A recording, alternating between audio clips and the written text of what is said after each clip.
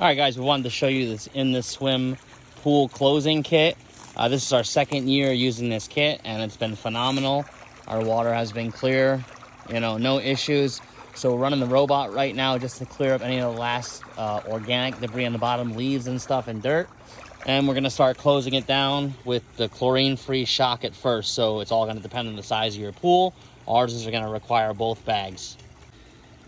All right, after you put your chlorine-free shock in, you're gonna wanna go ahead and put in your winterize and your winter stain away right afterwards. About a half an hour, let the water circulate, and then let the water circulate at least an hour to an hour and a half after adding all the products in, which are these three are what you start with.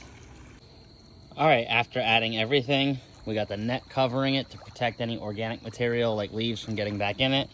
Now we are going to lower the pool water level down below the skimmer so it doesn't freeze, take the chlorinator and everything out, but we're gonna backwash the system before we do that. All right, we just went around and poked the appropriate holes in the side, up to 20,000 gallons for our pool with a long galvanized nail. You're just gonna wanna go ahead and just set it in there gently and let it go off and do its thing. All right, we put the chemical floater in there along with that little sponge there, like it says, and just leave it in there. And we're letting the water drain down over there until it's below the skimmer. And that's all you do. The pool's now closed till next summer.